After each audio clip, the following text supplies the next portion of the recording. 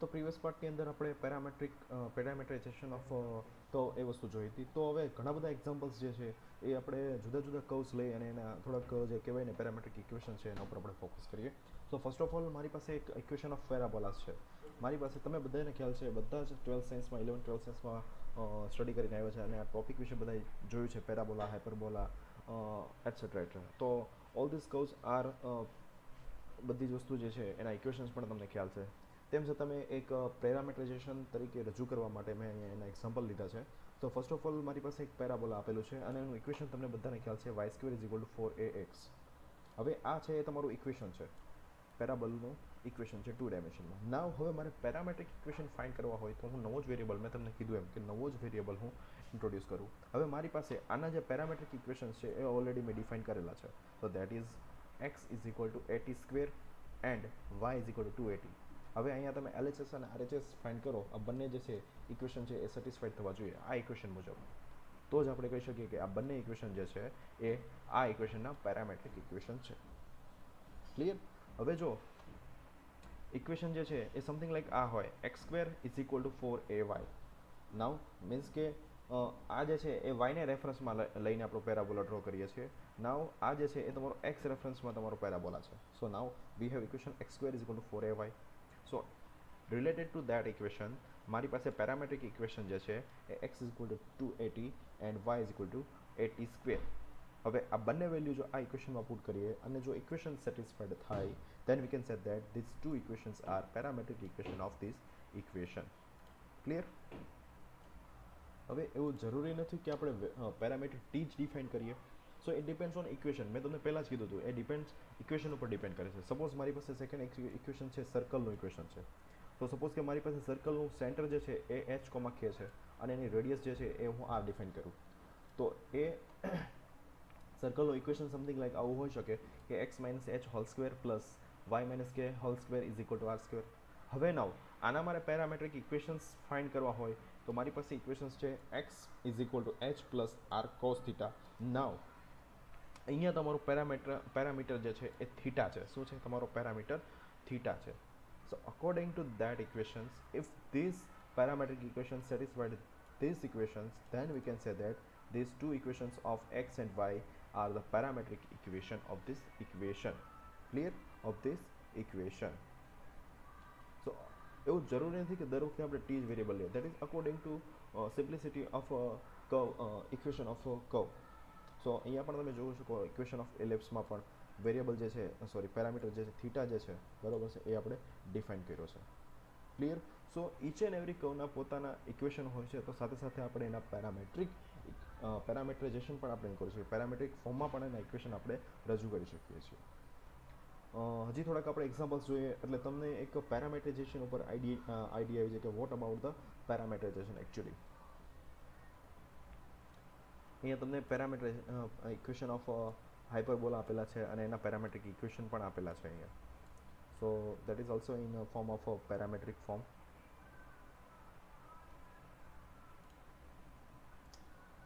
દેન after surface, અમુક સરફેસના જે છે એ પેરામેટ્રિક ઇક્વેશન્સ પણ આપેલા છે અહીંયા. તો સરફેસમાં આપણે જોવા જઈએ તો કોન જે છે ઇક્વેશનના કોનનું ઇક્વેશન છે, તો એનું એક પેરામેટ્રાઇઝેશન અહીંયા દર્શાવેલું છે. Then after equation of sphere 3 ડાયમેન્શનમાં પણ એને દર્શાવેલું છે. તો 3 ડાયમેન્શનમાં 2 પેરામીટર્સ આપણે ડિફાઇન કરેલા છે. એક તો ફાઈ છે અને સેકન્ડ જે છે એ થીટા છે. સપોઝ કે આપણે જે કાર્ટેશિયન ફોર્મમાં આપણે શું લેતા હતા, યુ અને વી 3 ડાયમેન્શન માટે, તો અહીંયા એને લીધું છે ફાઈ અને થીટા. એઝ વેલ એઝ સિલિન્ડરનું પણ ઇક્વેશન છે અને એના પેરામેટ્રિક ઇક્વેશન્સ પણ આપેલા છે અહીંયા, અને સેમ એઝ પેરાબોલોઇડ. તો આ જે હતું આપણું એ પેરામેટ્રાઇઝેશન ઓફ કર્વ જે છે એ આપણે સમજ્યા હતું. નેક્સ્ટ પાર્ટમાં આપણે જોઈએ આર્ક લેન્થ ઓફ કર્વ.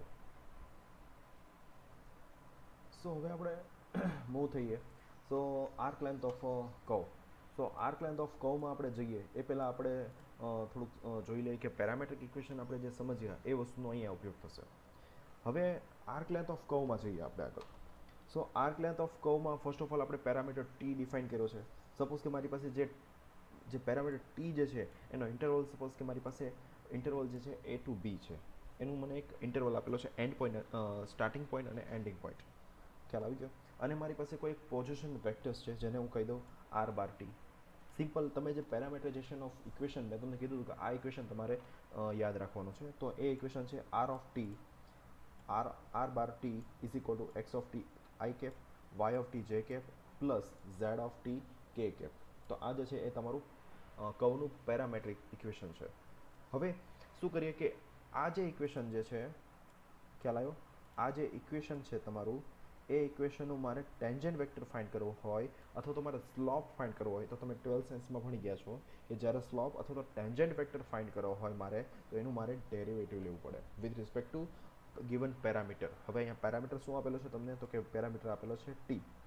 તો અહીંયા તમારે જે આર ઓફ ટી મળે છે એનો જો ટેન્જન્ટ વેક્ટર ફાઇન્ડ કરવા હોય તો તમારું વિથ રિસ્પેક્ટ ટુ ટી એનું ડેરિવેટિવ લેવું પડે. સો એનું ડેરિવેટિવ અહીં દર્શાવ્યું છે આર પ્રાઇમ ટી વડે. ક્લિયર? સો જ્યારે આનું with respect two T derivative લઈએ તો આપણે શું મળશે? ટેન્જન્ટ વેક્ટર મળશે. શું મળશે? Tangent vector. Clear? So tangent vector r prime t is equal to, according to that differentiations, all the parameter x of t, y of t and z of t are also changed. So that is x prime t plus y prime t plus z prime t. So આ જે છે તમારો tangent vector છે. So that is your step 2. Now in step 3 you just have to find out the norms of tangent vector. Norms means કે absolute values.